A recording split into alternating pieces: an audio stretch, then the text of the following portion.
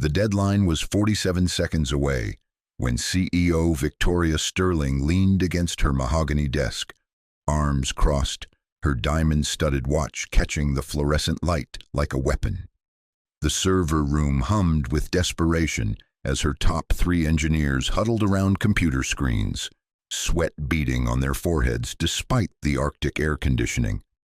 Lines of encrypted code crawled across the monitors, a digital maze that had swallowed 68 hours of Silicon Valley's brightest minds and emerged victorious. "Ladies and gentlemen," Victoria announced, her voice slicing through the tension like a blade. 47 seconds remain before our largest client cancels a $12 million contract. This encryption algorithm is the only thing standing between us and bankruptcy. She paused, her steel-gray eyes scanning the room. "Whoever decodes this nightmare in the next 10 minutes keeps their job. Everyone else?" She didn't need to finish the sentence. The silence said everything. Marcus Delacroix, her head of cybersecurity, looked up from his workstation, his MIT doctorate feeling worthless in his trembling hands. Sarah Chen, poached from Google for her legendary pattern recognition skills, stared at the screen with the hollow eyes of someone watching their career disintegrate. Even Rodriguez, the former NSA cryptographer who'd never met an algorithm he couldn't crack, sat frozen like a statue of defeat. But none of them noticed the man pushing a cleaning cart through the back of the server room, quietly emptying wastebaskets while the most powerful people in tech faced their digital apocalypse. His name was Daniel Rivera, and for 3 years he'd been invisible, just another janitor in a faded blue uniform existing in the shadows of a world that had forgotten he was human. Yet as his dark eyes drifted toward the impossible code splattered across the wall-mounted monitor, something stirred behind the exhaustion and resignation, something that had been sleeping for far too long. If you're enjoying this story so far, don't forget to hit the like button and subscribe. Drop a comment telling me where in the world you're watching from. I love hearing from you.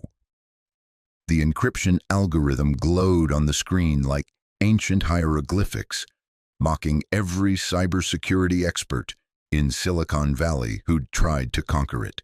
Victoria Sterling stood at the head of the conference table in Technova's glass-walled war room, her perfectly manicured fingers drumming against the polished surface as her empire teetered on the edge of collapse.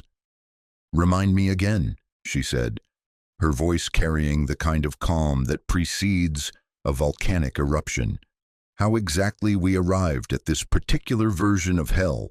Marcus Delacroix loosened his designer tie, his usually perfect composure cracking like ice under pressure. "The client uploaded their most sensitive financial data to our secure cloud platform 3 days ago.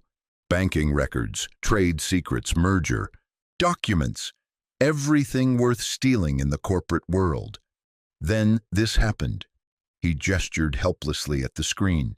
"Someone, we don't know who, infiltrated our system and locked it down with military-grade encryption. The data is trapped behind walls we can't break." Sarah Chen pulled up another monitor filled with failed attempts. "We've tried brute force algorithms, pattern analysis, frequency mapping, even quantum computing simulations. Nothing works. The encryption adapts every time we get close, like it's learning from our attacks." "And our client?" Victoria's question hung in the air like a guillotine. Rodriguez cleared his throat nervously. "Consolidated Financial Group. They've given us until 6 p.m. today to unlock their data, or they pull out of our contract and sue us for breach of security. $12 million plus reputation damage that could destroy us." Victoria checked her Cartier watch. 5:13 p.m. 47 minutes to save everything she'd built from nothing. She'd started Technova in a garage in Palo Alto 8 years ago, maxing out credit cards and eating ramen noodles while coding 18-hour days. Her parents, middle-class teachers from Ohio, had begged her to get a real job with benefits and stability. Instead, she'd gambled everything on the belief that small companies could compete with tech giants if they were smart enough, fast enough, and willing to sacrifice everything. The gamble had paid off spectacularly. Technova now occupied a gleaming tower in San Jose, employed 800 people, and held contracts worth over $200 million.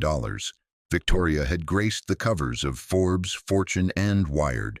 She owned a penthouse in Pacific Heights, a Tesla Roadster, and enough stock options to buy her own island. But success in Silicon Valley was as fragile as morning mist.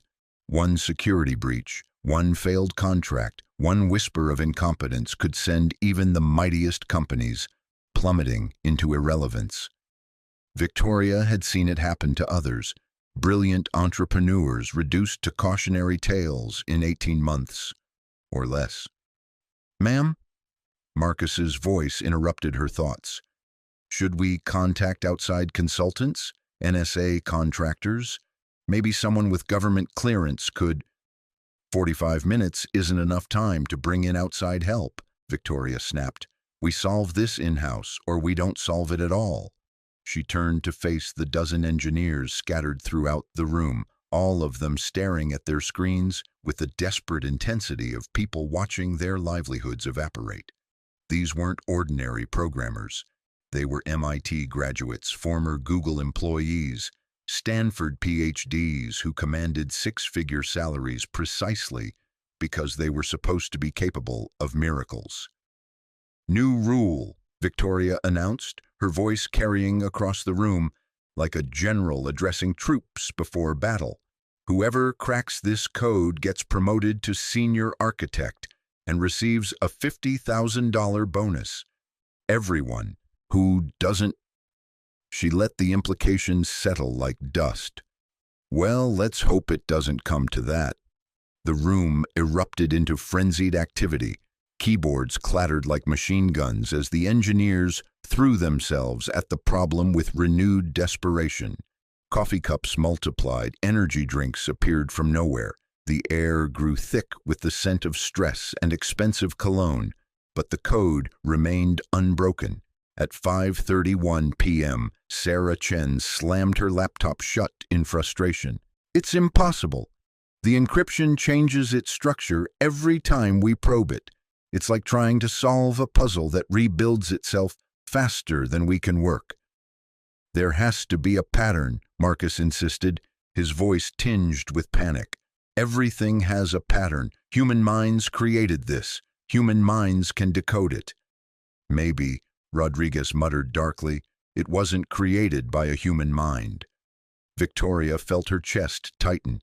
16 minutes remaining. Around her, the best cybersecurity experts money could buy were drowning in their own limitations, their impressive credentials useless against an enemy they couldn't understand. That's when she noticed movement in the corner of her peripheral vision. A man in a janitorial uniform was quietly emptying the wastebaskets, moving through the chaos with the invisible efficiency of someone who'd learned to work around important people without disturbing them. Daniel Rivera had been cleaning Technova's offices for 3 years, but Victoria had never truly looked at him before. He was just part of the background, like the coffee machines or the security cameras, essential but forgettable. Tonight, something made her pause and really see him for the first time. He was tall, but carried himself with the hunched shoulders of someone who'd learned to make himself smaller, less noticeable. His dark hair was streaked with early gray, and deep lines around his eyes suggested he'd seen more hardship than his 38 years should have allowed. His uniform was clean but faded, the kind of blue that had once been navy but had surrendered to too many washings. But there was something else, something that nagged at the edge of Victoria's consciousness, like a half-remembered melody. As Daniel moved past the main monitor, his eyes flickered toward the encrypted code for just a moment. It was barely a glance, lasting maybe 2 seconds, but Victoria caught something in his expression that she'd never seen in any of her engineers' faces. Recognition. Not the recognition of someone seeing something familiar, but the deeper recognition of someone understanding the fundamental structure of what they were looking at, the way a musician might recognize a complex symphony even if they'd never heard that particular piece before. Victoria found herself studying Daniel more carefully. His movements were methodical, economical, but there was an underlying precision that suggested a mind accustomed to solving problems systematically. When he adjusted the angle of a wastebasket, he did it with the exact movements necessary. No wasted motion, no uncertainty. 15 minutes, Marcus announced, his voice cracking slightly.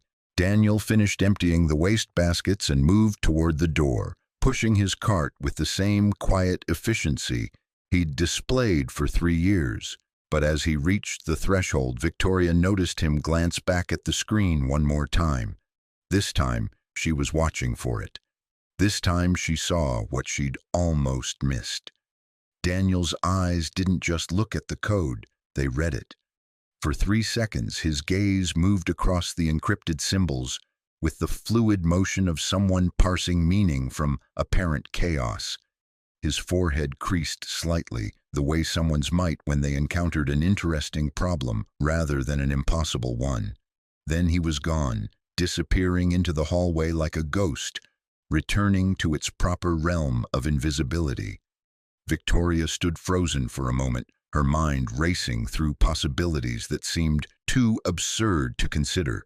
But desperation had a way of making the absurd seem logical. With 14 minutes until complete disaster, what did she have to lose? "I'll be right back," she told her team, who were too focused on their screens to acknowledge her departure. Victoria found Daniel in the supply closet on the 40th floor, methodically sorting cleaning supplies with the same precision she'd observed in the server room. He looked up when she appeared in the doorway, surprise flickering across his features before settling back into the neutral expression of someone accustomed to being overlooked. "Mr. Rivera," Victoria said, realizing with a jolt of embarrassment that she'd had to check his badge to remember his name. "I have a strange question for you."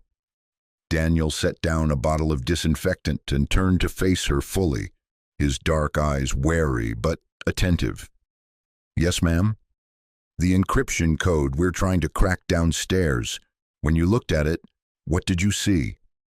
For a moment, Daniel's carefully constructed mask of invisibility slipped, revealing something underneath that made Victoria's pulse quicken.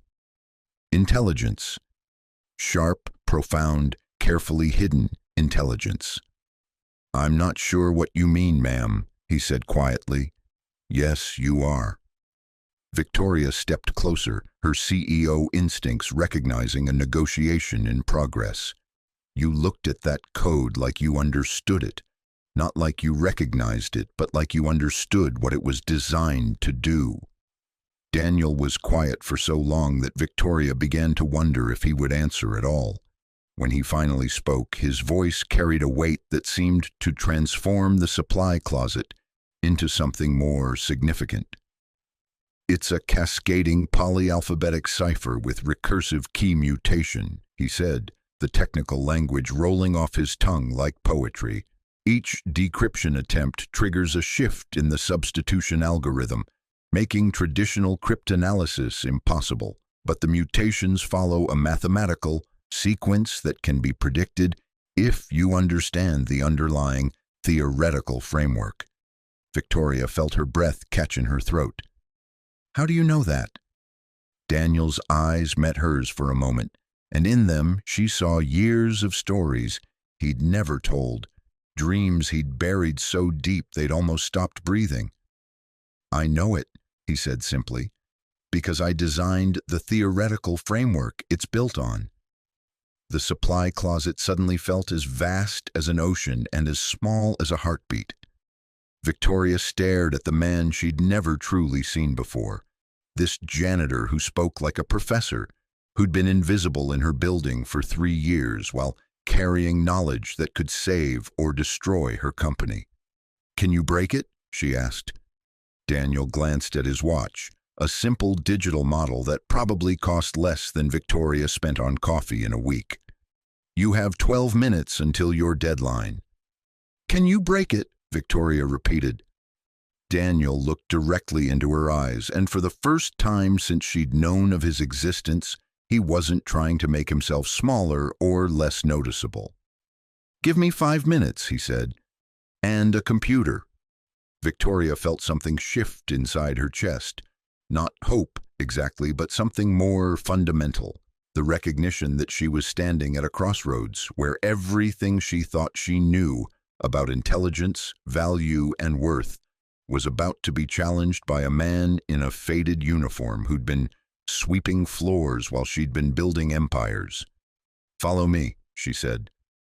The elevator ride to the 42nd floor lasted 37 seconds, but Victoria felt as though she were traveling through decades of assumptions being shattered one floor at a time. Daniel stood beside her, no longer hunched or invisible, his posture straightening as if invisible chains were falling away with each passing second. When the doors opened, the war room erupted in barely controlled chaos. Marcus was shouting instructions at a junior programmer, Sarah was frantically scribbling equations on a whiteboard, and Rodriguez was on the phone with what sounded like a government contact, his voice carrying the desperation of a man watching his security clearance evaporate. 10 minutes, someone yelled. 9 minutes, 40 seconds, Marcus corrected, his voice cracking like thin ice. Victoria walked directly to her personal workstation, a custom-built machine worth more than most people's cars, and stepped aside. Mr. Rivera, she said loudly enough for the entire room to hear, would you mind taking a look at our problem? The room fell silent as if someone had cut power to the building. 12 pairs of eyes turned toward Daniel, their expressions ranging from confusion to outright indignation. Marcus opened his mouth to protest, but Victoria silenced him with a look that could have frozen mercury. Daniel approached the workstation slowly, like a pianist returning to a concert grand after years of silence. His fingers hovered over the keyboard for a moment, trembling slightly before settling into position with the muscle memory of someone who'd once made complex machines sing. This might take a few minutes, he said quietly, his voice carrying across the silent room like a prayer. His fingers began to move. What happened next was unlike anything Victoria had ever witnessed in a lifetime of watching brilliant people solve impossible problems. Daniel didn't attack the encryption like her engineers had, with brute force and desperate experimentation.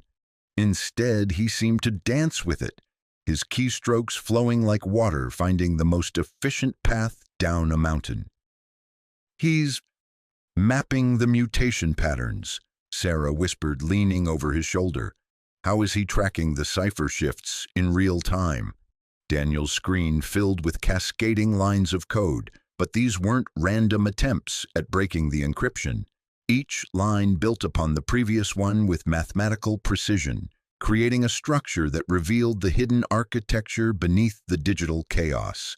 The recursive key mutation follows a modified Fibonacci sequence, Daniel explained, his voice steady and calm as his fingers continued their ballet across the keyboard. But it's not pure mathematics. There's an emotional component built into the algorithm. Someone designed this cipher based on personal trauma patterns. Marcus stepped closer, his MIT doctorate suddenly feeling like a participation trophy. Emotional component, what does that mean? The key shifts correspond to psychological stress responses, Daniel continued, lines of decrypted data beginning to appear on his screen, like dawn breaking through storm clouds. The encryption grows stronger when attacked directly because it's designed to mirror how human minds protect traumatic memories, but if you approach it with understanding rather than force. The screen suddenly erupted in clean, readable text. Financial records, merger documents, trade secrets, all the data that had been locked away for 3 days materialized like magic, perfectly preserved and completely accessible.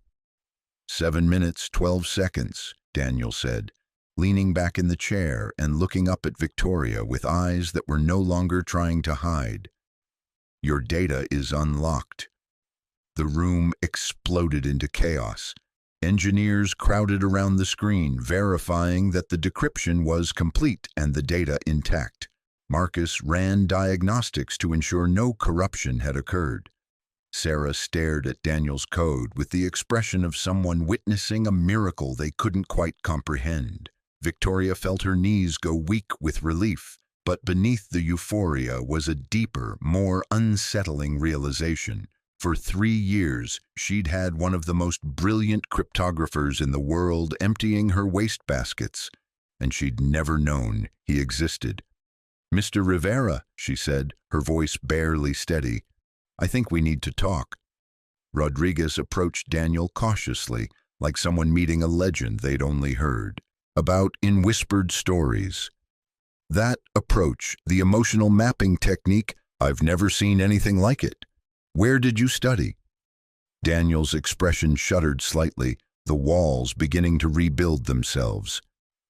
MIT, he said quietly. A long time ago. MIT doesn't teach emotional cryptography, Marcus interjected, his tone skeptical despite the evidence displayed on the screen in front of him. No, Daniel agreed. They don't. Victoria watched the exchange with growing fascination and dread. Each answer revealed more questions, like opening a door only to find a hallway lined with locked rooms. "Ladies and gentlemen," she announced to the room, "I believe we owe Mr. Rivera our thanks and our jobs." She turned to Daniel, studying his face for clues to the mystery he represented. "Would you mind staying after everyone else leaves? I'd like to discuss your background." Daniel nodded silently, and Victoria noticed his hands were shaking again. Not from nervousness this time, but from the aftermath of adrenaline, like a surgeon stepping away from a life-saving operation. As the engineers filtered out, chattering excitedly about the miraculous save and speculating about the janitor who'd appeared from nowhere to rescue their careers, Victoria found herself alone with Daniel in the war room. The screens around them still glowed with the decrypted data, tangible proof that everything she thought she knew about talent, education, and value had just been turned inside out. "So," she said, settling into a chair across from him, "who are you really, Daniel Rivera?" Daniel was quiet for a long moment, staring at his hands that had just performed digital magic, but which bore the calluses and scars of 3 years spent maintaining buildings and emptying trash cans. "I was Dr. Daniel Rivera once," he said finally, PhD in computer science from MIT, specialty in cryptographic security systems. I designed encryption protocols for the Department of Defense, consulted for banks, worked on projects so classified I couldn't even tell my wife what I was doing. Was? Victoria caught the past tense like a discordant note in a symphony. "I lost my security clearance," Daniel continued, his voice growing quieter with each word. "Lost my job, lost my reputation, lost everything that made me who I thought I was." "What happened?" Daniel closed his eyes, and Victoria could see him fighting some internal battle between the man he'd once been and the invisible person he'd become. "My daughter was kidnapped," he said, the words falling like stones into still water. Victoria felt her breath catch. "Daniel, I'm so—" "Sophia was 7 years old," he continued, as if he needed to tell the whole story now or lose the courage forever. "My ex-wife and I had joint custody. Sophia was supposed to spend the weekend with me, but I was working on a project deadline, always working on a project deadline. I asked Elena to keep her for one more day so I could finish debugging a new encryption system." His hands clenched into fists on the table. "Elena said yes, like she always did. She never made me feel guilty for prioritizing work over family, even though she should have. Sophia was taken from Elena's apartment that night. 3 armed men. Professional. They knew exactly what they were doing. Victoria reached across the table instinctively, but Daniel didn't seem to notice. He was lost somewhere in the past, reliving the worst night of his life.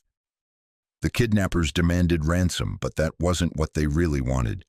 They knew about my work, the classified projects, the encryption systems that protected military communications. They wanted me to build them a back door into the Department of Defense networks. My God, Victoria whispered. I had a choice, Daniel said, his voice hollow as an empty grave.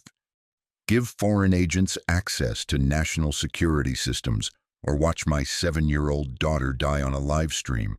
What would you have done? Victoria felt tears burning behind her eyes. I would have saved my daughter. So did I. Daniel looked directly at her for the first time since beginning his story. I spent 72 hours building them exactly what they wanted, a hidden pathway into the most secure networks in the American government.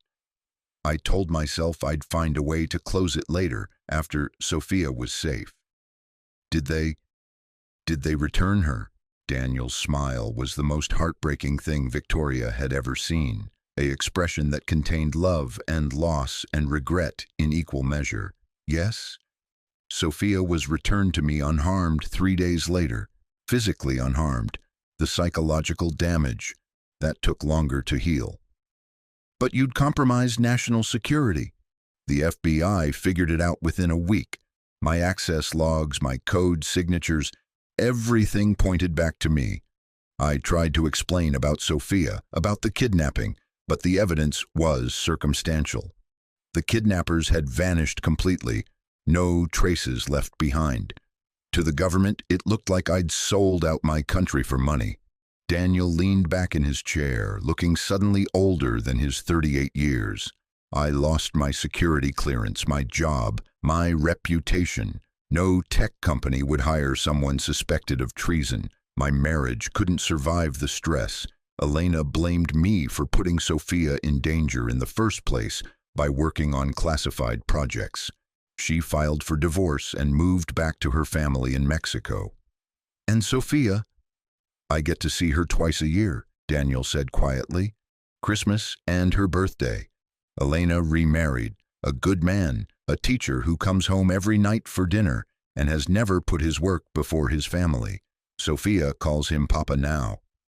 Victoria sat in stunned silence, trying to process the magnitude of what Daniel had lost.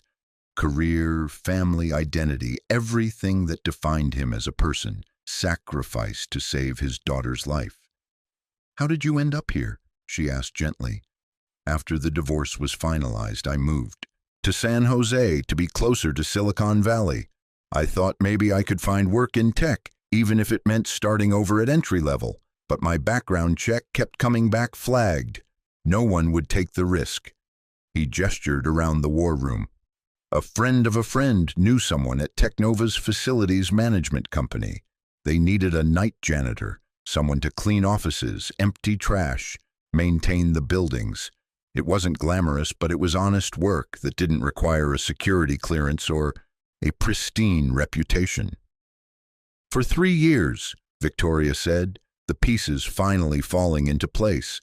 For 3 years, you've been working here, listening to our problems, watching our struggles and never saying anything.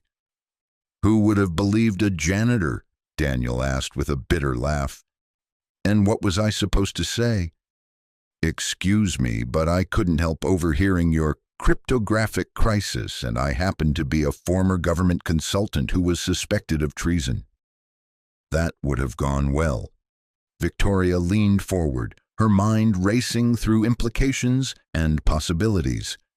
Daniel, the code you just broke, how did you know to approach it emotionally instead of mathematically? Daniel was quiet for a moment, his eyes distant. Because I recognized the signature, the way the encryption strengthened when attacked directly, the pattern of the recursive mutations. I'd seen that approach before. Where? In my own work, Daniel admitted. 10 years ago, I designed a prototype encryption system for protecting military communications in hostile environments. It was based on psychological resilience theory, the idea that the strongest defenses aren't rigid walls, but adaptive systems that grow stronger under pressure. Victoria felt a chill run down her spine. You're saying someone used your own research against us? It's possible. The theoretical framework was published in academic journals, even though the practical applications were classified. Anyone with advanced cryptographic knowledge could have built on the foundation I laid. But you never finished the original system? Daniel shook his head. Sophia was kidnapped before I could complete the project. After I lost my clearance, all my research was confiscated by the government. I thought it was buried forever. Victoria stood and began pacing, her mind working through the implications like a chess grandmaster, seeing 15 moves ahead. Daniel, I need to ask you something, and I need you to be completely honest with me. I haven't lied to you yet. Could you build a better version of what you broke tonight? Something so advanced, so unbreakable, that it would revolutionize data security. Daniel considered the question carefully. Yes, he said finally, but it would take time, resources, and a team of specialists, and it would require me to revisit research that cost me everything I cared about. Victoria stopped pacing and turned to face him directly. What if I told you that I want to offer you a position as Technova's Chief Cryptographic Officer, full benefits, equity stake, and a salary that would make your MIT professors weep with envy? Daniel stared at her as if she'd just spoken in ancient Sanskrit. Why would you do that? Because 20 minutes ago you saved my company from bankruptcy. Because you solved in 5 minutes what 12 MIT graduates couldn't crack in 3 days. Because you're brilliant and I'm tired of brilliant people being invisible. Victoria sat back down across from him, her voice growing softer but more intense. But mostly because I think you deserve a second chance. You made an impossible choice to save your daughter's life, and the world punished you for it. Maybe it's time the world made amends. Daniel's eyes filled with tears he'd been holding back for 3 years. Victoria, you don't understand. I'm damaged goods. My reputation... Your reputation is what I decide it is, Victoria interrupted. I'm the CEO of Technova. If I say you're the most valuable cryptographer in Silicon Valley, then that's what the world will believe. If I say you're the man who saved us from our darkest hour, then that becomes your story. She leaned forward, her voice carrying the conviction that had built an empire from a garage startup. Daniel Rivera, you've been hiding long enough. It's time to come back to the world.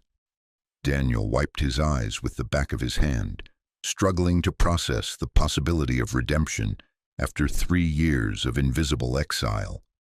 I don't know if I remember how to be that person anymore. Then we'll figure it out together, Victoria said. Starting tomorrow morning, 9 a.m., corner office on the 45th floor. Bring whatever personal items you want from your current workspace and leave the janitor uniform in the closet where it belongs. She stood and extended her hand. Dr. Daniel Rivera, welcome to the executive team of Technova Systems. Daniel looked at her outstretched hand for a long moment, not with suspicion or disbelief, but with the careful wonder of someone who'd stopped believing in miracles and was having to relearn faith. He stood slowly and shook her hand, his grip firm and steady for the first time in years. Thank you, he said simply. Don't thank me yet, Victoria replied with a smile. Wait until you see what we're going to build together. As they walked toward the elevator, past the screens still displaying the data he'd rescued from digital purgatory, Daniel caught a glimpse of his reflection in the dark windows. For the first time in 3 years, the man looking back at him didn't look invisible. He looked like someone who belonged exactly where he was. The morning sun cast golden streaks across the glass facade of Technova Tower, as Daniel Rivera stood on the sidewalk, staring up at the building he'd cleaned for 3 years. In his hand was a cardboard box containing the few personal items from his janitor's locker: a thermos coffee mug, a worn, paperback copy of Cryptonomicon, and a framed photo of Sophia from her last birthday, 8 years old, gap-toothed smile, holding a chocolate cake she'd decorated herself with rainbow sprinkles. Everything else, the faded uniforms, the industrial cleaning supplies, the invisible identity he'd worn like armor, remained locked away in the basement storage room where Daniel Rivera, the janitor, had died, and Dr. Daniel Rivera had been cautiously reborn. He wore a navy blue suit Victoria had sent to his apartment the night before, along with a note written in her precise handwriting. Every revolution begins with a single brave step. Today is yours. The elevator ride to the 45th floor felt like ascending through layers of his former life.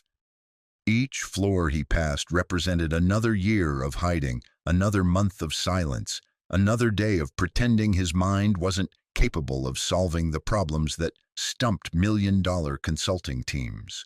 When the doors opened, Victoria was waiting in the hallway, dressed in a crisp white blazer that made her look like a general preparing for war.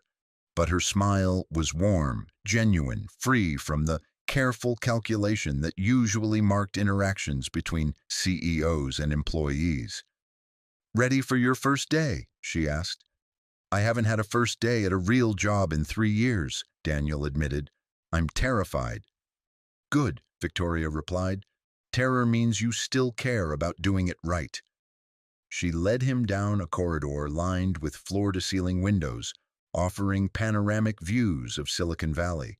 The morning light revealed the sprawling campus of Apple in the distance, the geometric precision of Google's headquarters, and the countless other tech companies that had transformed the Santa Clara Valley into the most competitive intellectual battlefield in the world.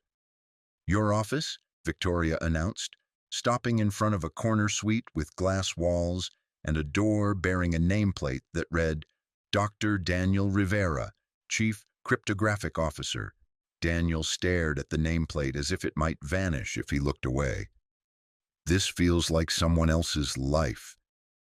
"It is someone else's life," Victoria agreed. "It's the life you were supposed to have if the world hadn't been so cruel. Consider this an installment payment on justice." The office was larger than Daniel's entire apartment. A massive desk dominated the space, flanked by 2 40-inch monitors and a workstation powerful enough to crack encryption systems that would challenge government supercomputers. Floor-to-ceiling bookshelves lined one wall, already stocked with every major work on cryptography, computer science, and mathematical theory published in the last decade.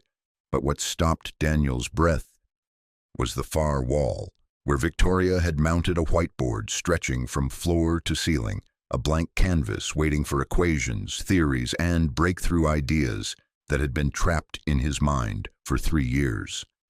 "The salary is $200,000 to start," Victoria said, casually, as if discussing the weather.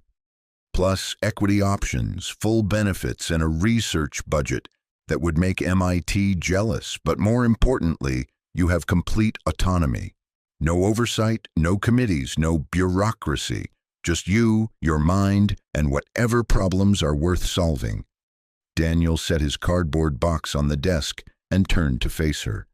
"Victoria, why are you doing this, really?" She was quiet for a moment, looking out at the valley spread below them like a circuit board of dreams and ambition. "My parents were teachers," she said finally. "Middle school math and high school English. They spent their entire careers believing that every student had potential, even the ones everyone else had written off." Victoria moved to stand beside him at the window. "They died in a car accident 5 years ago, just as Technova was starting to take off. I never got to show them what their faith in human potential had built. I never got to prove that their philosophy could work on a grand scale." She turned to look directly at him. Yesterday, when you solved that encryption in 5 minutes, I saw my parents' beliefs proven right. Talent doesn't care about circumstances. Intelligence doesn't respect social hierarchies. Sometimes the most valuable person in the building is the one everyone's trained themselves not to see. Daniel felt something tight in his chest begin to loosen. A knot of shame and self-doubt that had been choking him for 3 years. Your parents sound like extraordinary people. They were, and they would have loved you. A soft knock interrupted the moment. Marcus Delacroix stood in the doorway, looking like a man who'd spent the night questioning everything he thought he knew about merit and talent. Dr. Rivera, he said, the title carrying weight and respect that Daniel hadn't heard directed at himself in years. I wanted to apologize for yesterday. I underestimated you, and that was unprofessional. Daniel shook his head. You had no reason to think a janitor could solve advanced cryptographic problems. Your skepticism was logical. Maybe, Marcus replied, but logic should include the possibility that we don't know everything about the people around us. He paused, studying Daniel with new curiosity. I've been researching your published work from MIT.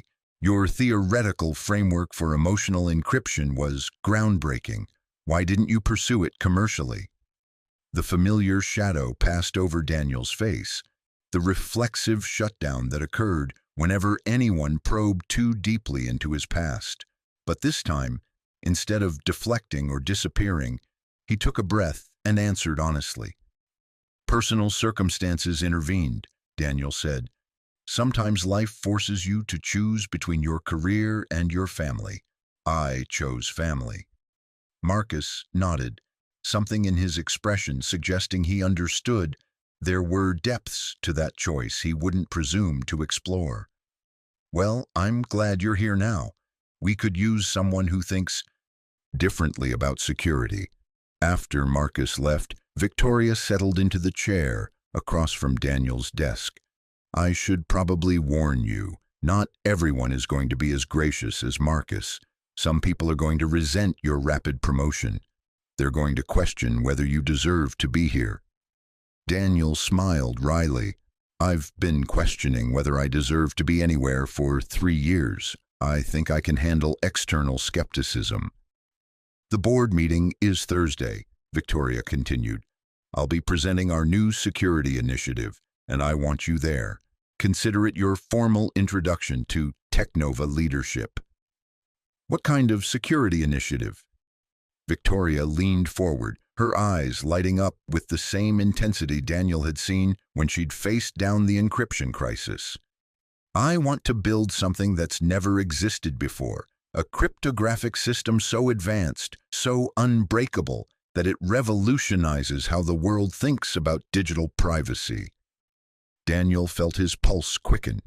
It was the same feeling he'd experienced at MIT when tackling theoretical problems that existed at the bleeding edge of human knowledge, the electric thrill of venturing into unexplored intellectual territory.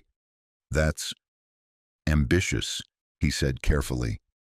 Ambitious is how you change the world, Victoria replied. Safe is how you become irrelevant. She stood and moved to the whiteboard, picking up a marker.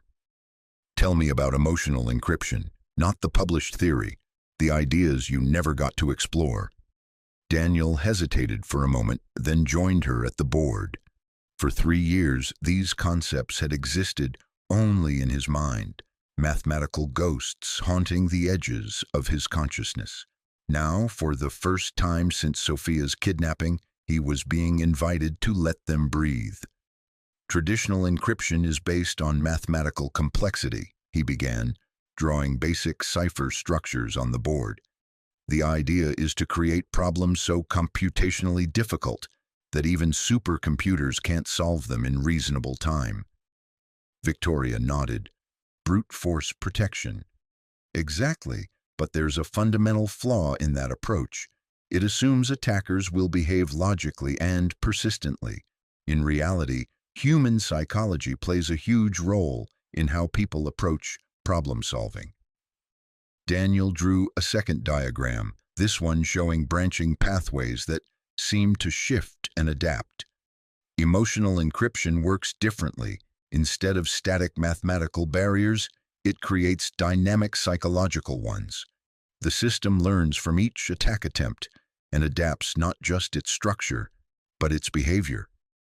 Like the code that locked down our client's data, Victoria said, understanding dawning in her voice. That was a primitive version, Daniel confirmed. What I'm envisioning is far more sophisticated, an encryption system that doesn't just protect data, but actually becomes stronger and more intelligent every time someone tries to break it. Victoria stared at the diagrams, her mind racing through possibilities.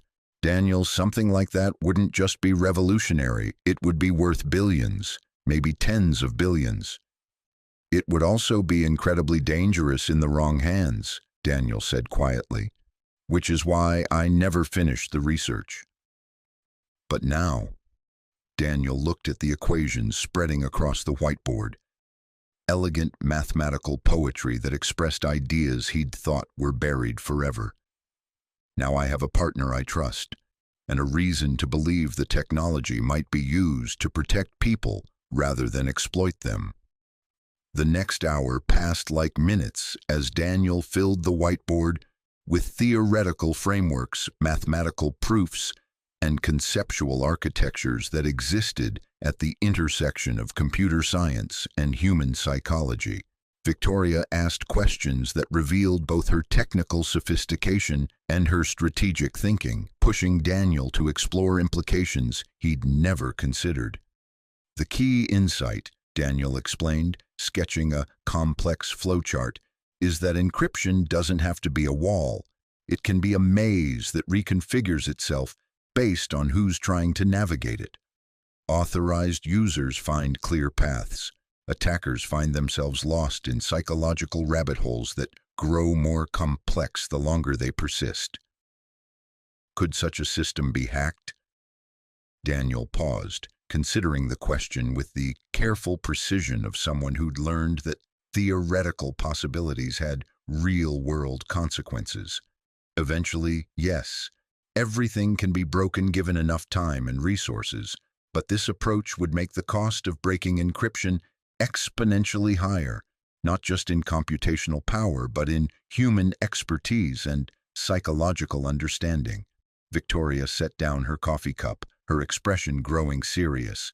Daniel, I need to ask you something personal, and I want you to know you don't have to answer if it makes you uncomfortable. Go ahead. Yesterday, when you were explaining the emotional components of that encryption, you said it was designed based on personal trauma patterns. How did you recognize that? Daniel's hand froze over the whiteboard, the marker trembling slightly. It was the question he'd been hoping she wouldn't ask, because answering it meant admitting truths about himself he'd spent 3 years trying to forget. Because, he said quietly, I understand trauma. I understand how the mind builds defenses when it's been hurt. I understand how those defenses can become so strong they protect you from everything, including the possibility of healing. Victoria waited, sensing there was more he needed to say. The encryption that locked your client's data, it wasn't just mathematically sophisticated. It was designed by someone who knew what it felt like to have their most precious things stolen and violated, the way it strengthened under attack, the way it adapted to protect itself. That's not computer science. That's psychology. Daniel turned to face her fully. When Sophia was kidnapped, I spent 3 days building security systems for people who had taken everything I loved.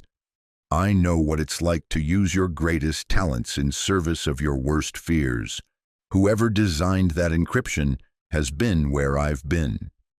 You think it was personal? Someone targeting Technova specifically?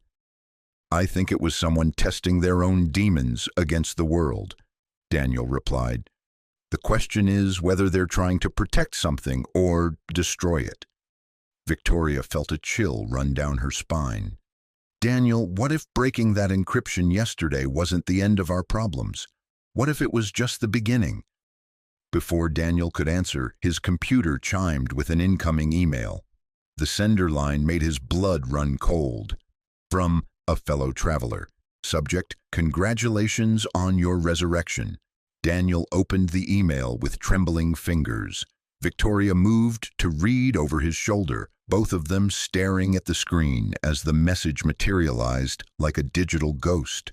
Dr. Rivera, impressive work yesterday. 5 minutes and 37 seconds. Faster than I expected, but not faster than I hoped. You always were my most gifted student, even if the Department of Defense never appreciated your true potential. I see you've been rebranding yourself.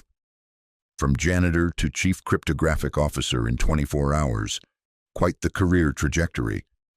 I suppose Victoria Sterling recognizes talent when it solves her immediate problems. But here's what you haven't figured out yet. Yesterday's encryption wasn't a random attack. It was a job interview, and you passed. The real work begins now. Check your personal email in 1 hour. Come alone. And Daniel, bring your daughter's photo. You'll understand why soon enough. Welcome back to the game.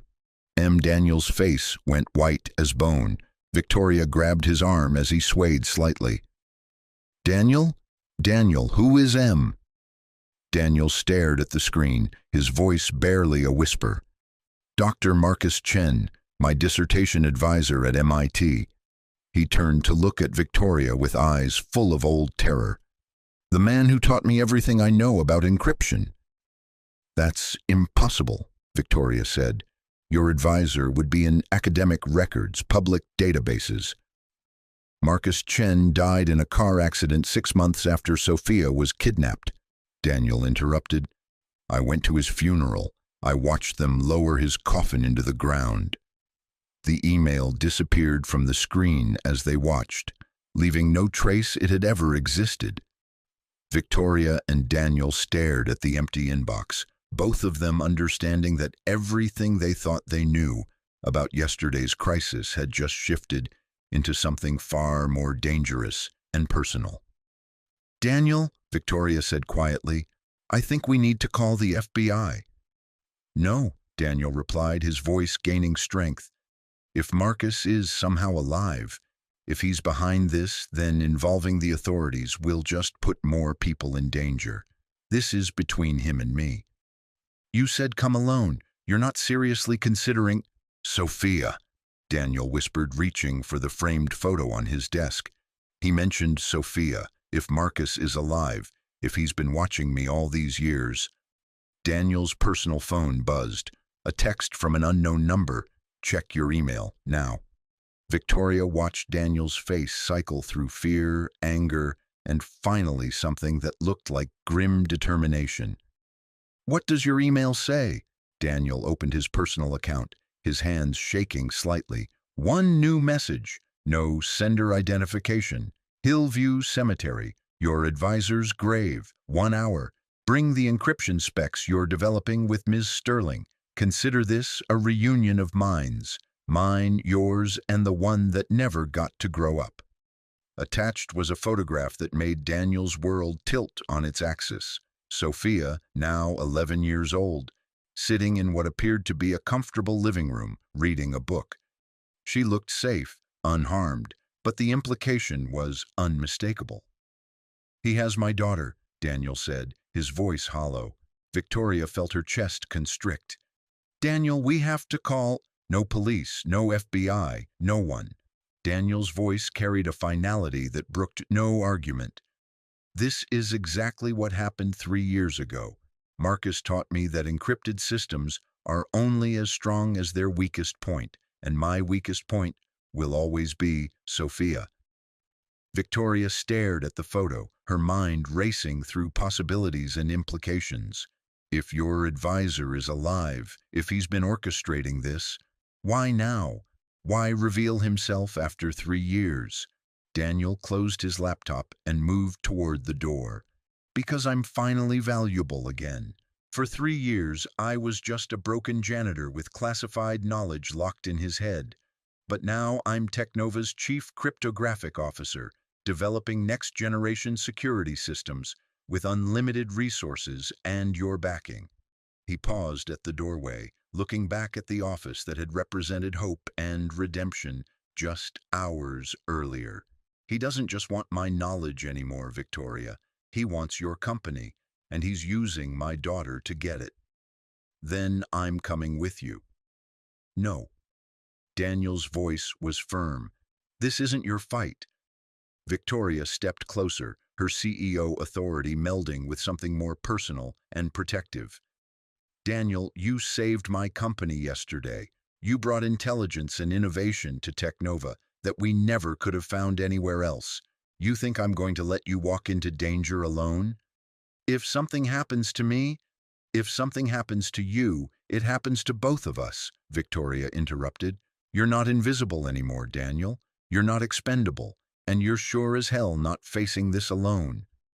Daniel looked at her, really looked at her, and saw something he'd almost forgotten existed in the world. Someone willing to stand beside him when everything went dark. "1 hour," he said quietly. "Hillview Cemetery." "1 hour," Victoria agreed. "But first, we're going to do what your professor never taught you in his cryptography. Classes." "What's that?" Victoria smiled, but it wasn't warm. It was the sharp, calculated expression of a woman who'd built an empire by outthinking everyone who underestimated her. "We're going to level the playing field." Right connoisseurly 2:50 p.m., the 45 minutes before their departure, felt like hours compressed into heartbeats. Victoria had transformed her executive assistant's office into a war room, pulling strings and calling in favors, with the ruthless efficiency that had built Technova from nothing. "Sarah, I need a full background trace on Dr. Marcus Chen, birth records, death certificate, financial history, everything," she barked into her phone while Daniel sat hunched over his laptop, fingers flying across the keyboard. "And pull his academic publications from MIT. I want to know every paper he wrote, every student he advised, every conference he attended." Daniel's screen filled with lines of code as he worked to implement security protocols he'd never thought he'd need again.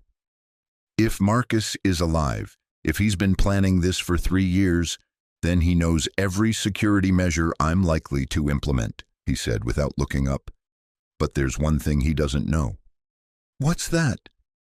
"I've been learning from the janitor I became, not just the professor I used to be." Daniel's fingers paused over the keyboard. "When you're invisible for 3 years, you develop survival instincts that formal education never teaches." Victoria ended her call and moved to stand behind him. "What are you building?" "A dead man's switch," Daniel replied. "If something happens to us, if we don't check in every 30 minutes, everything we know about Marcus and this situation gets automatically transmitted to the FBI, the Department of Defense, and every major news outlet in the country." "And if we survive?" Daniel's smile was grim. "Then we delete the files and pretend this never happened.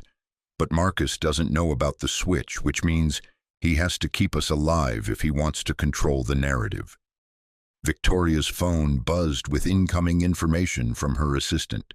She scanned the messages, her expression growing more troubled with each line. "Daniel, this is strange.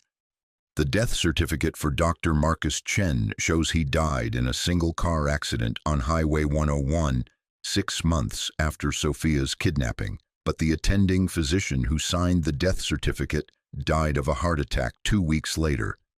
The funeral home that handled the burial was demolished in a fire the following month, and the insurance company that paid out his life insurance policy went out of business within a year." Daniel stopped typing and turned to face her. Professional erasure. Someone with significant resources wanted Marcus Chen to disappear completely. Government? Or someone with government connections? Daniel's mind raced through implications. Marcus always had ties to classified research projects, If he faked his death, he had help from people with the authority to alter official records. Victoria checked her watch. 20 minutes. Are you ready? Daniel saved his work and closed the laptop, slipping it into a messenger bag along with the photo of Sophia and a printed copy of the encryption specifications they'd developed that morning, bait for whatever trap Marcus had constructed. Victoria, he said as they walked toward the elevator, I need you to understand something. If Marcus is alive, if he's been planning this for 3 years, then we're walking into a situation designed by someone who knows my psychology better than I know it myself. Meaning he's going to try to manipulate me using Sophia, using guilt about my past choices, using every vulnerability I've spent 3 years trying to heal, and he's going to be very, very good at it. Victoria pressed the elevator button, her expression thoughtful. Daniel, can I ask you something? Why do you think Marcus chose now to reveal himself? What's changed?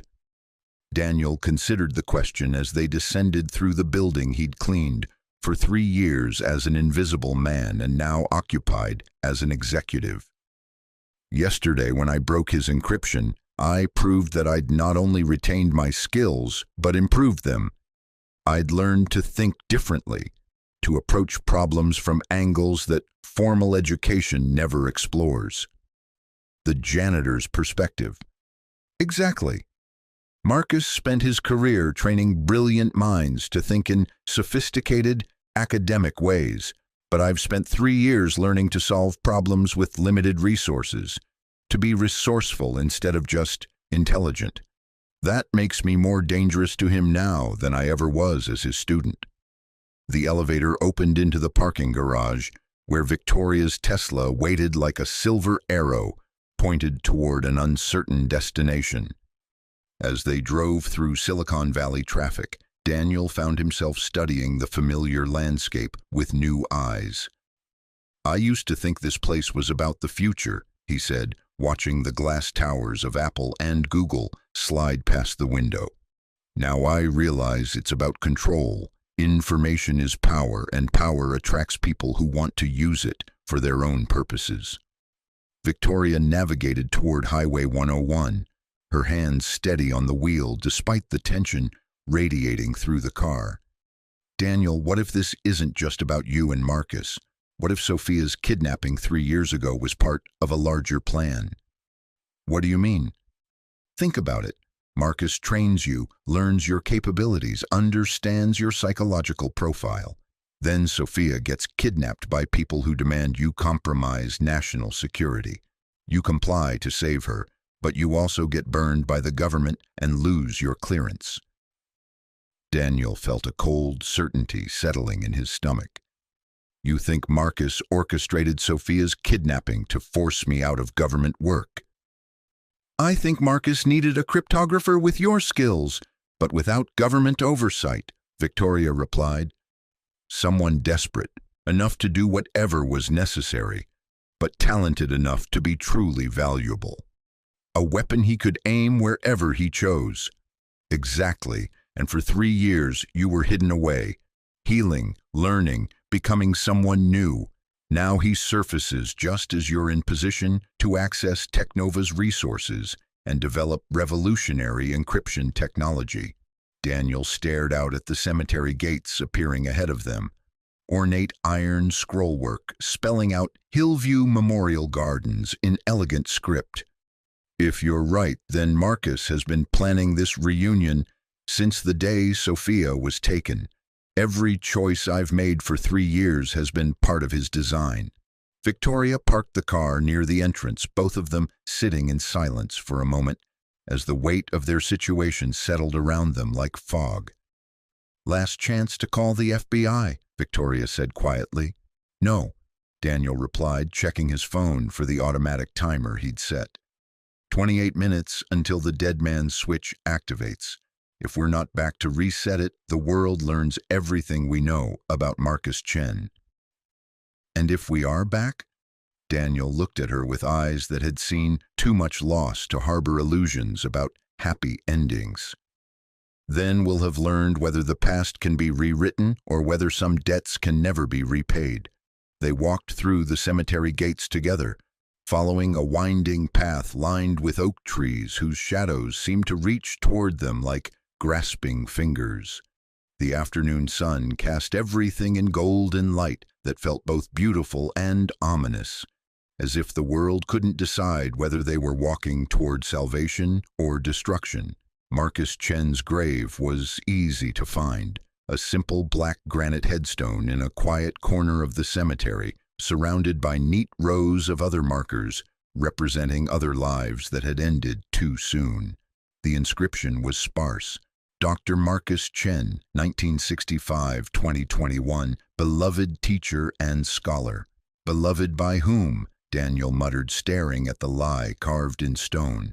By me, said a voice behind them. Daniel and Victoria spun around to face a man emerging from the shadow of a large oak tree. He was tall, thin, with silver hair, and the kind of ageless face that could belong to someone 50 or 70.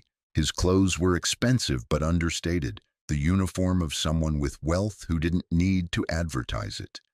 But it was his eyes that made Daniel's blood freeze. They were the same intelligent, calculating eyes that had guided him through doctoral research at MIT, the same eyes that had praised his breakthrough insights and pushed him toward greater achievement. "Hello, Daniel," Marcus said, his voice carrying the same gentle authority that had once made Daniel feel like the most promising student in the world. "You look well. Success suits you." Daniel found his voice through a throat that felt lined with sand. "You're supposed to be dead."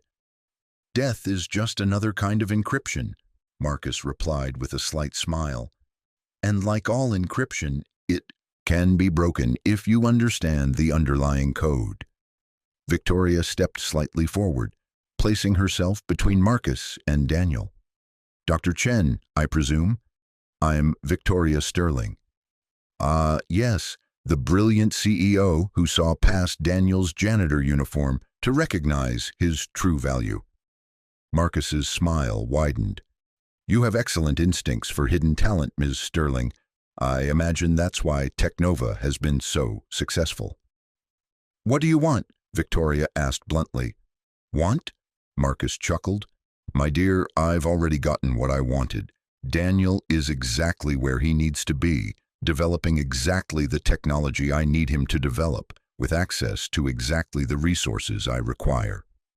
Daniel found his anger cutting through his fear. "Where's Sophia?" "Safe, happy, completely unaware that her father has spent the last hour believing she was in danger." Marcus pulled out a smartphone and showed them the photo they'd seen earlier. "This was taken from her school's social media page 3 days ago. She's in Mexico with her mother and stepfather, probably doing homework and complaining about mathematics assignments." "You son of a bitch," Daniel growled, stepping toward Marcus. Now, Marcus said, not backing away. "I needed to ensure you'd come alone and bring what I asked for. Fear for Sophia was the most efficient motivation, just as it was 3 years ago." Victoria felt pieces clicking into place. "You orchestrated her kidnapping." "Orchestrated is such an ugly word," Marcus replied. "I prefer to think of it as strategic personnel management. Daniel was becoming too valuable to remain in government service, too constrained by bureaucracy and oversight. He needed liberation from conventional thinking." "Liberation?" Daniel's voice was raw with rage. "You destroyed my life, my marriage, my relationship with my daughter." "I saved your life," Marcus countered calmly. "Do you think the Department of Defense would have let you develop revolutionary encryption technology for private industry? Do you think they would have allowed you to explore the full potential of emotional cryptography?" Marcus began walking slowly around the grave marker, his movements casual but predatory. "They would have buried your research in classified archives for decades. Your insights would have died with you, locked away in government vaults where they could never benefit humanity. Instead, You forced me to betray my country and lose everything I cared about. I forced you to choose between institutional loyalty and family love, Marcus corrected. You chose love, just as I knew you would, and that choice revealed the depth of character that makes you so extraordinarily valuable. Victoria watched the exchange with growing horror and fascination. You've been manipulating him for 3 years, watching him work as a janitor, waiting for the right moment to reclaim him. Not manipulating, Marcus said, preparing. Daniel needed to understand what it felt like to be invisible, to be underestimated, to solve problems with limited resources. Those experiences taught him to think in ways that no academic program could provide. Marcus stopped directly in front of Daniel, his expression growing more intense. Yesterday, when you broke my encryption in 5 minutes and 37 seconds, you didn't just solve a technical problem. You demonstrated that you'd learned to see beyond conventional approaches, to think with both logical precision and intuitive understanding. Your encryption, Daniel said, realization dawning. You created the system that locked Technova's data. A test, Marcus confirmed. I needed to verify that my investment in your unconventional education had paid dividends. Victoria's mind raced through implications. The client whose data was encrypted, Consolidated Financial Group. They're connected to you. They are me, Marcus replied simply, a shell corporation designed to create exactly the crisis that would force Daniel to reveal his true capabilities. Daniel stared at Marcus with a mixture of rage and unwilling admiration. 3 years of planning, the fake death, the shell company, positioning me at Technova, all to test whether I'd become the cryptographer you wanted me to be. And you exceeded my wildest expectations, Marcus said, with what seemed like genuine pride. The theoretical frameworks you've developed with Ms. Sterling in just one morning represent advances that could revolutionize digital security. Which brings us to why we're really here, Victoria said, her voice sharp with understanding. You don't just want Daniel's knowledge, you want Technova's resources to implement it. Marcus smiled, and for the first time, his expression carried a hint of something dangerous. Ms. Sterling, you've built a remarkable company, unlimited research budget, minimal government oversight, access to global markets, and a corporate culture that rewards innovation over convention. He gestured toward Daniel. Combined with Dr. Rivera's revolutionary insights into emotional encryption, Technova could develop security systems that would make current cryptography look like children's toys. And you want to control that technology. I want to ensure it's used properly, Marcus corrected. Governments will always try to weaponize breakthrough encryption. Corporations will always try to monetize it for maximum profit, but I want to democratize it. Daniel laughed bitterly. Democratize it by manipulating and controlling the people who create it. By ensuring it serves humanity rather than enriching the powerful, Marcus replied. Daniel, imagine encryption technology so advanced that ordinary citizens could protect their privacy from government surveillance, their data from corporate exploitation, their communications from authoritarian interference. Marcus's voice grew more passionate, more persuasive. Imagine a world where digital privacy is truly democratic, where information belongs to the people who create it rather than the institutions that harvest it.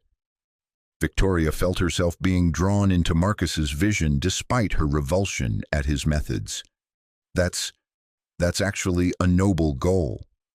Victoria, no, Daniel said urgently. Don't let him seduce you with idealistic rhetoric. I've seen what Marcus considers acceptable means to achieve his ends. Have you, Daniel?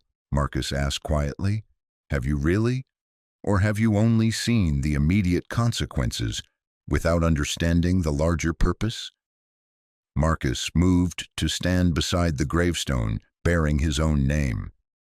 3 years ago, when you chose to save Sophia over protecting government secrets, what did you learn about yourself? Daniel was quiet for a moment, his anger warring with unwilling self-reflection. I learned that I'd sacrifice anything for someone I love. And what did you learn about the government you'd sworn to serve? That they'd sacrifice anyone for institutional interests. Precisely, Marcus said softly. You learned that love is more powerful than loyalty, that human connections matter more than abstract principles. Those insights are what make your approach to encryption so revolutionary. Victoria watched Daniel's face as he processed Marcus's words, seeing the internal conflict between rage at being manipulated and recognition that the manipulation had led to genuine growth. The technology you're developing isn't just mathematically advanced, Marcus continued. It's psychologically sophisticated. It understands that the most important things to protect aren't data or secrets. They're relationships, connections, the bonds between people who care about each other. Marcus stepped closer to Daniel, his voice growing more intimate. Sophia will grow up in a world where digital privacy could be extinct, where every communication can be monitored, every relationship mapped and analyzed. Unless someone creates technology that puts power back in the hands of individuals rather than institutions. You're asking us to help you build a weapon, Victoria said. I'm asking you to help me build a shield, Marcus corrected. A shield that protects ordinary people from the weapons that governments and corporations already possess.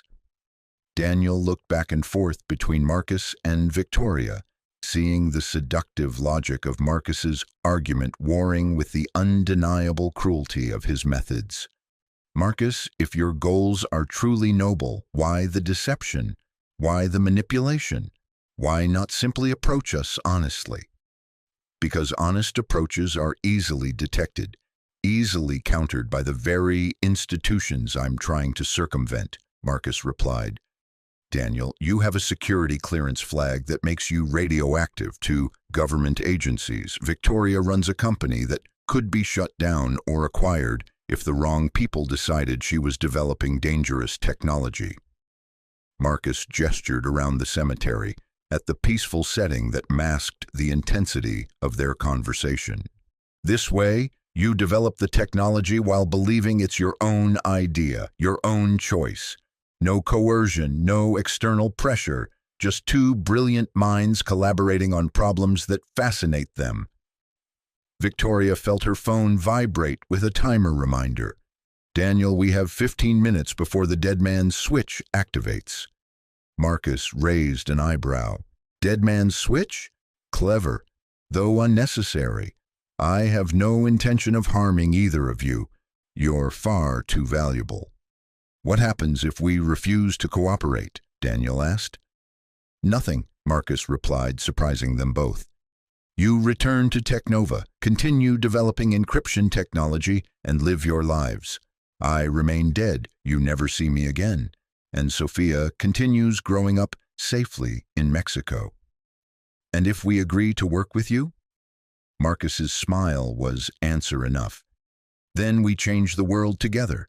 We build technology that protects privacy, preserves freedom, and ensures that the future belongs to individuals rather than institutions. Daniel looked at Victoria, seeing in her eyes the same conflict he felt in his own heart.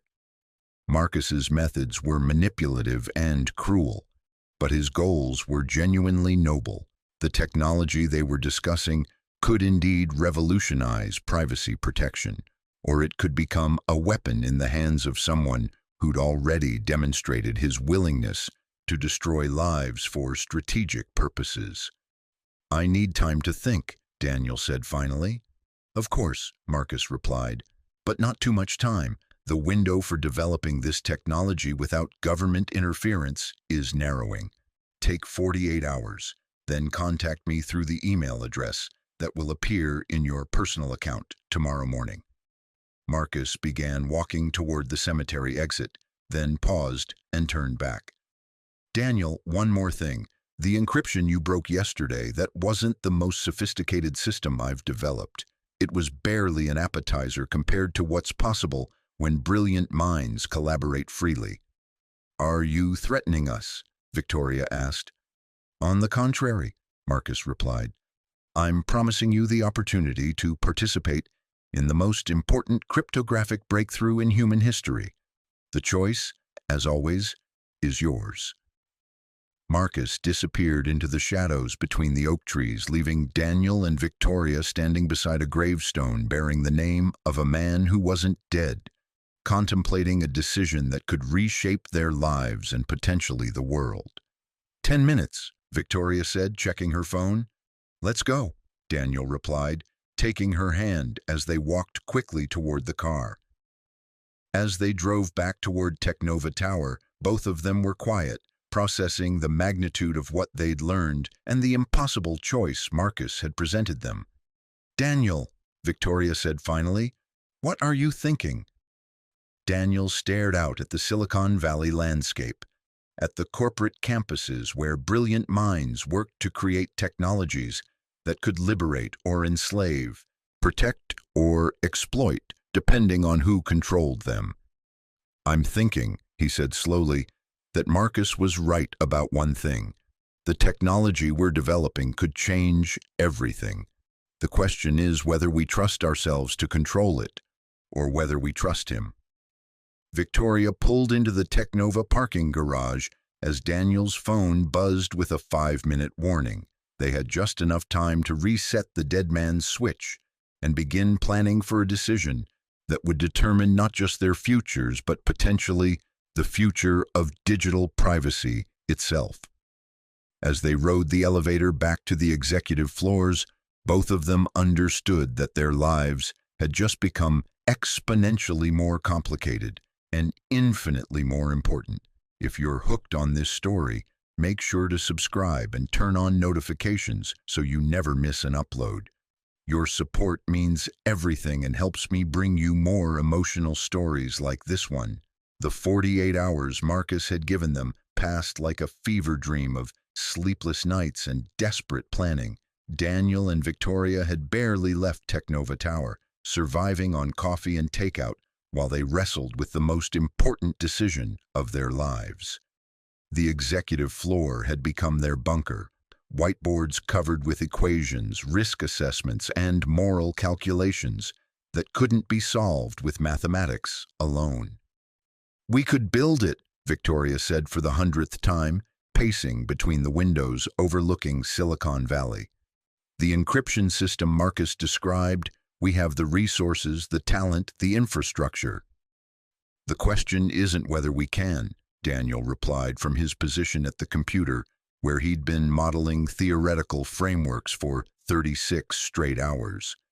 "The question is whether we should trust a man who destroyed my life to test my capabilities."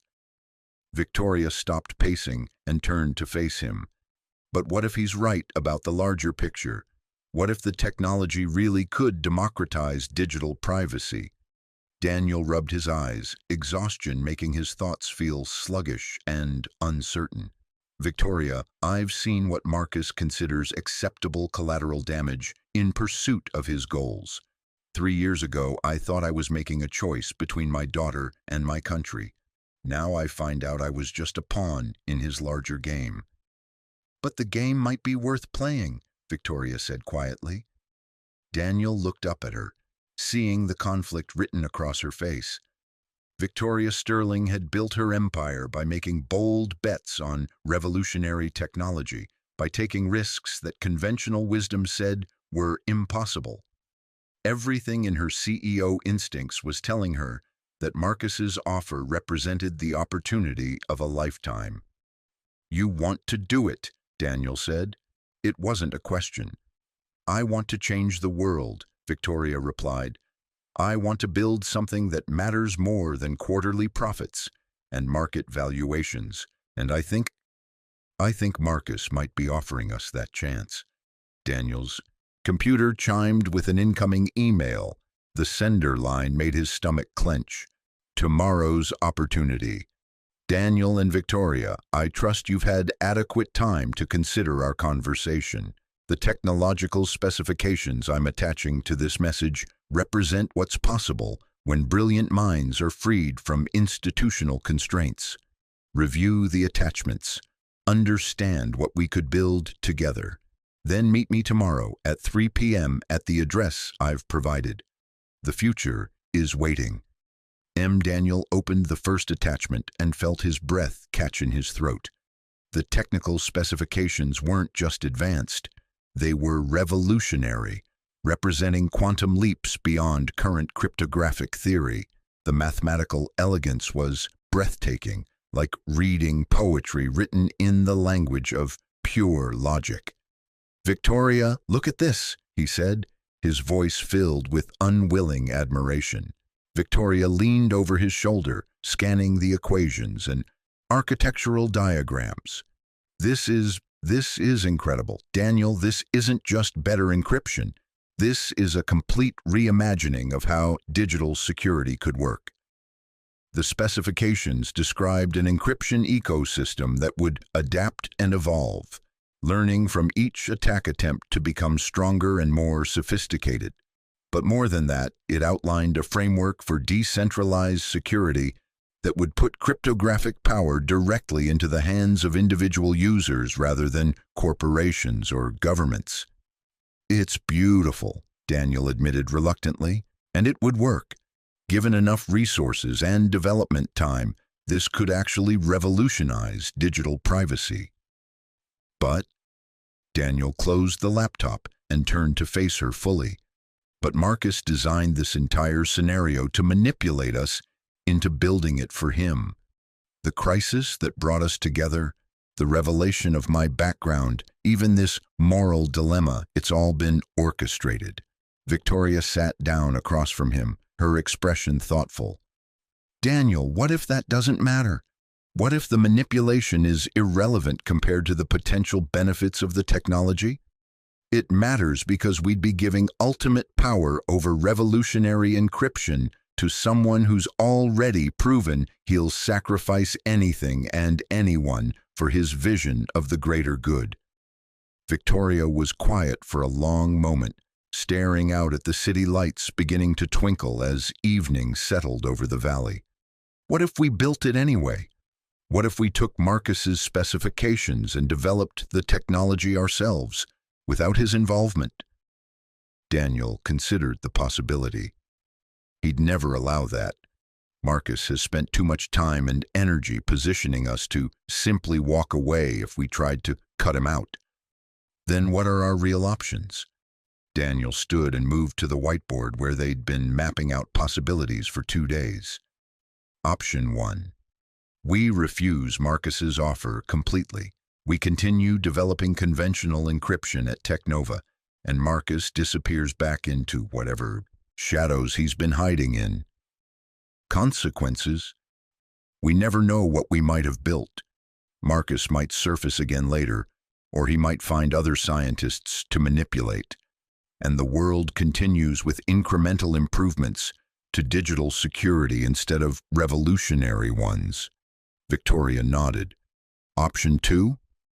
We agree to work with Marcus, knowing he's manipulating us but believing the ends justify the means. We build revolutionary technology that could genuinely protect individual privacy, but we do it in partnership with someone we can't trust. Consequences of that? Daniel's expression grew darker. We become complicit in whatever Marcus does next. And there will be a next. Men like Marcus don't stop at single victories. We'd be giving him technology that could be weaponized in ways we can't predict. Victoria stood and joined him at the whiteboard. Is there an option 3? Daniel stared at the equations and diagrams covering the board, his mind working through possibilities they hadn't yet considered. Maybe, he said slowly, what if we agreed to work with Marcus, but we built safeguards into the technology?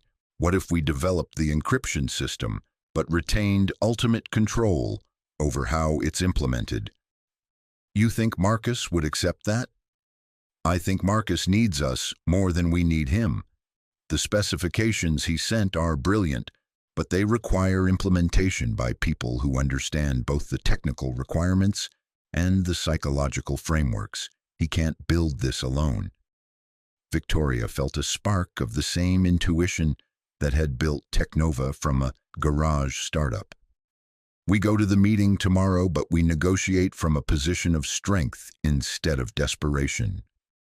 Exactly. We make Marcus an offer. We'll build his revolutionary encryption technology, but Technova retains ownership and control. He can advise on development, but he can't dictate implementation. And if he refuses? Daniel's smile was sharp as a blade.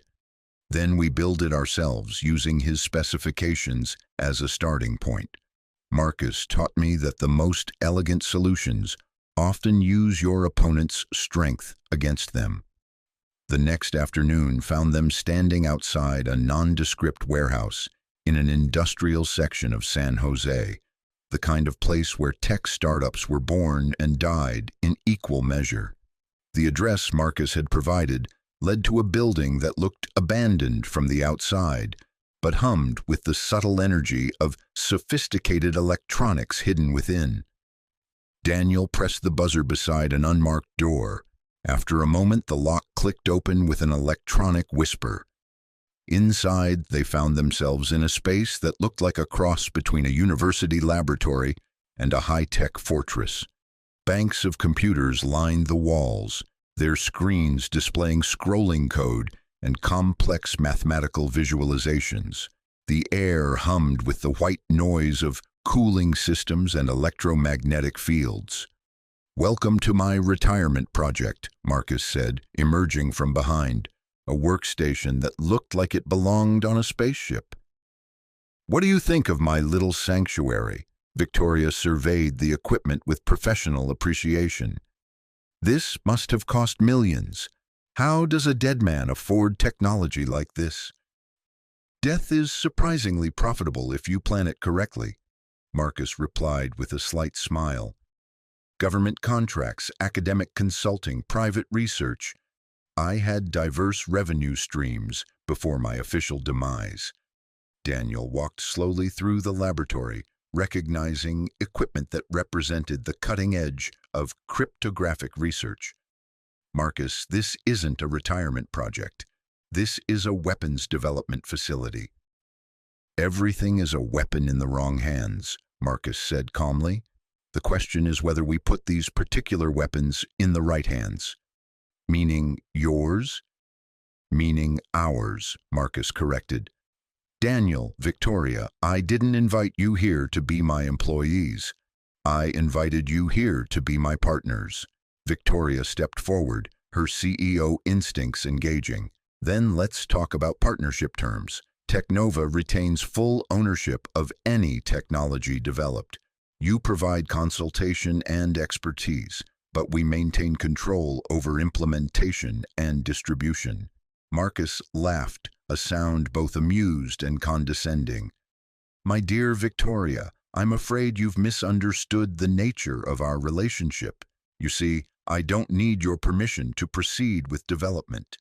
He gestured to one of the large screens, which displayed lines of code flowing like digital water. "I've already begun implementing the encryption framework. What you're seeing is version 2.0 of the system that locked your client's data last week." Daniel felt his blood run cold as he recognized the architecture. "You're building it with or without us?" "Of course, though it would be much more efficient with your collaboration." Marcus's expression grew more serious. "Daniel, you've spent 3 years learning to think outside conventional academic frameworks. Those insights are valuable, but they're not irreplaceable." "Are you threatening us?" Victoria asked. "I'm clarifying our positions," Marcus replied. "You have something I want, innovative thinking and corporate resources. I have something you want, revolutionary technology that could change the world. We can exchange these assets cooperatively, or I can proceed independently." Daniel moved closer to the main workstation, studying the code displayed on Marcus's screens. His eyes widened as he recognized patterns and structures that went far beyond what Marcus had shown them in the specifications. "This isn't just encryption technology," he said, his voice barely above a whisper. "This is a complete surveillance and control system." Marcus didn't deny it. Privacy protection and surveillance prevention are two sides of the same coin, Daniel. To build truly effective encryption, you must understand how it could be circumvented. "But you're not just understanding it," Daniel said, pointing to specific code segments. "You're implementing it. These modules are designed for data harvesting, communication interception, behavioral analysis." "Defensive capabilities," Marcus interrupted, "to protect against exactly those threats." Victoria felt pieces clicking into place with horrible clarity. "You're not trying to democratize encryption technology. You're trying to centralize it under your control." "I'm trying to ensure it's used responsibly," Marcus corrected. "Do you really believe that ordinary people should have access to encryption so powerful that governments can't break it? Do you think criminals and terrorists should be able to communicate with perfect security?" Daniel backed away from the workstation, his face pale with understanding. "You want to build a system that appears to protect privacy, but actually enables more sophisticated surveillance than anything that currently exists." "I want to build a system that maintains the illusion of privacy while ensuring that legitimate authority can still function," Marcus said, his mask of gentle mentorship finally slipping away. "The world is becoming too chaotic, too unpredictable. People need guidance, structure, control." "Whose control?" Victoria demanded. "Mine," Marcus replied simply. "I've spent my entire career studying human psychology, understanding how people make decisions, learning how to predict and influence behavior. I'm uniquely qualified to determine how this technology should be implemented." Daniel felt rage building in his chest like molten metal. "Sophia's kidnapping, the destruction of my career, 3 years of invisible exile, all of it was to create someone desperate enough to build your surveillance system. All of it was to create someone capable of thinking beyond conventional limitations," Marcus corrected. "You needed to understand what it felt like to be powerless before you could design systems that would prevent others from experiencing that powerlessness. Under your supervision."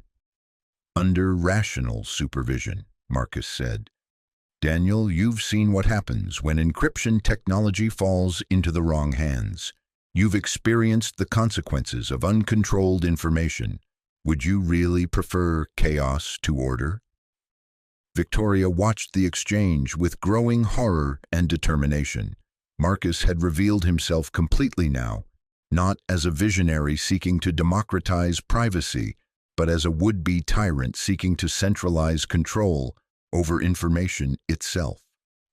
"Marcus," she said, her voice carrying the authority that had built an empire, "you've made one critical error in your planning." "Which is?" Victoria smiled, and it was the same expression Daniel had seen when she'd negotiated Technova's most important contracts, calm, confident, and absolutely ruthless. "You assumed we'd be impressed by your technology instead of horrified by your intentions." She pulled out her phone and pressed a single button. Immediately, the screens throughout Marcus's laboratory began displaying a different image, the FBI seal, followed by streaming text that made Marcus's face go white. "What have you done?" he whispered. "I've implemented the dead man's switch Daniel built," Victoria replied, "but not the way you think. For the past 48 hours, every conversation we've had about your project has been recorded and transmitted to federal authorities. Everything you've just revealed about surveillance systems, about manipulating Sophia's kidnapping, about building technology for social control, it's all been documented." Daniel felt understanding dawn. The laboratory is surrounded. Has been for the past hour, Victoria confirmed. Marcus, you taught Daniel that the most elegant solutions use your opponent's strength against them. Your strength has always been manipulation and long-term planning, but your weakness is the same as every tyrant's. You eventually reveal your true intentions. The warehouse's main door burst open as federal agents flooded into the laboratory, weapons drawn, shouting orders for everyone to remain still. Marcus stood frozen among his computer terminals, watching 3 years of planning evaporate in a matter of seconds. Dr. Marcus Chen, announced the lead agent, a woman whose badge identified her as FBI Cybercrime Division. You're under arrest for conspiracy to commit computer fraud, identity theft, and violation of federal surveillance laws. As the agents moved to secure Marcus and his equipment, Daniel found himself standing beside Victoria, both of them watching the man who had orchestrated so much pain and manipulation finally face consequences for his actions. "How long have you been planning this?" Daniel asked quietly. "Since yesterday morning," Victoria replied. "When I realized that Marcus's vision of democratized encryption was really about centralized control, I started making calls. The FBI has been investigating suspicious activities around your security clearance revocation for months. They just needed someone to provide evidence of ongoing criminal activity." Marcus looked up from where agents were placing him in handcuffs, his eyes meeting Daniel's across the laboratory.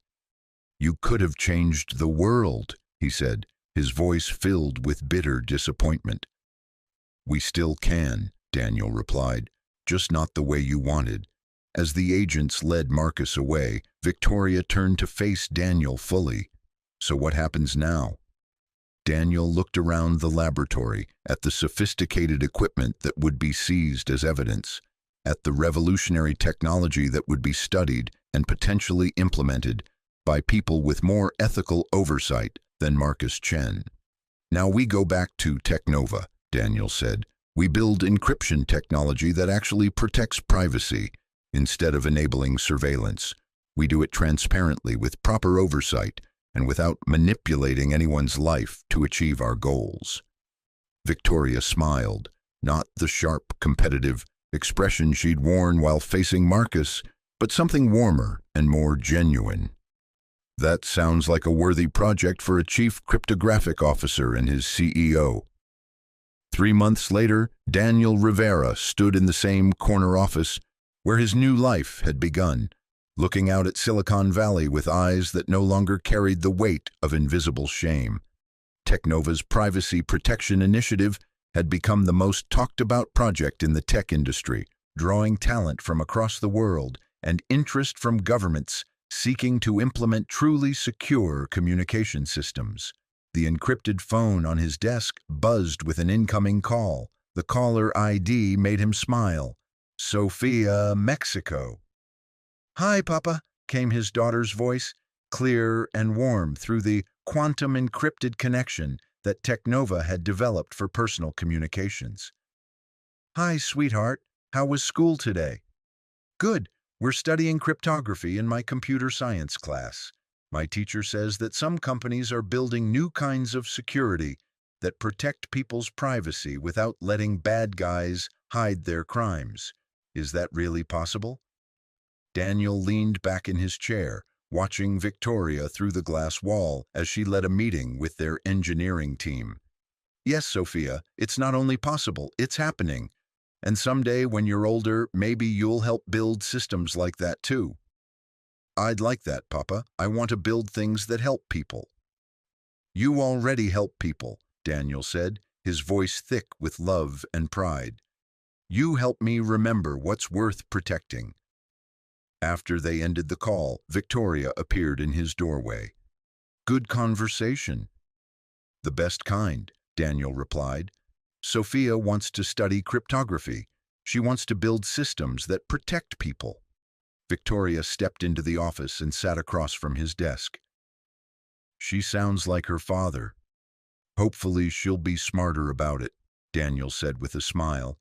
And hopefully she'll never have to learn the hard way that the most important things to encrypt aren't data or secrets. They're the bonds between people who love each other.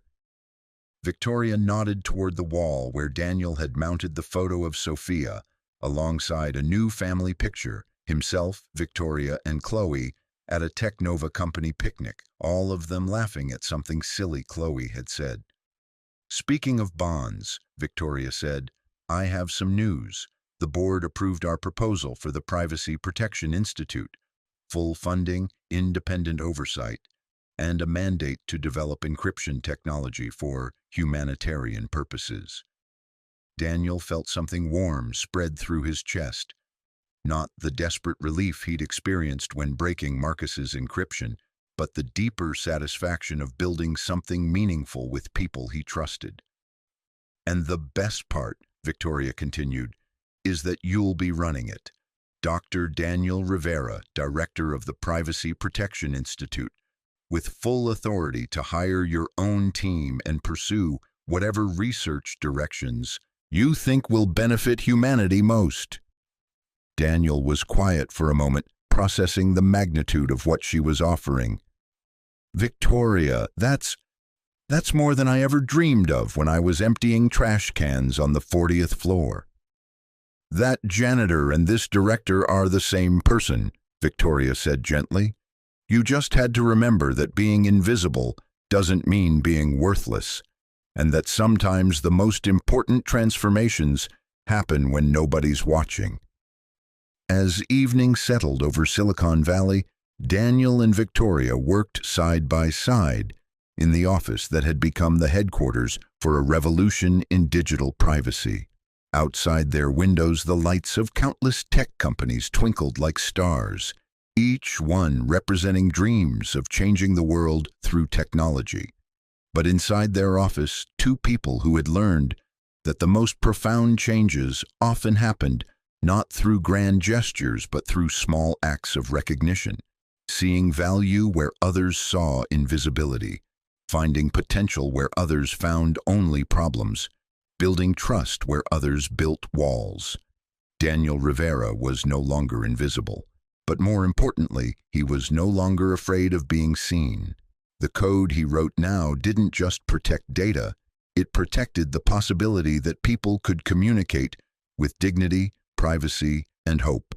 And every line he typed was a letter to Sophia, a promise that the world she would inherit would be a place where brilliant minds could flourish without being manipulated, where important work could be done without sacrificing human connection, and where the most sophisticated encryption of all, love between family members, would always remain unbreakable. In the end, that was the most elegant solution. Not the algorithm that couldn't be cracked, but the bond that couldn't be broken. Thank you so much for watching until the end. If you loved this story, check out the other videos on your screen now. I think you'll really enjoy them. And don't forget to subscribe if you haven't already. See you in the next story.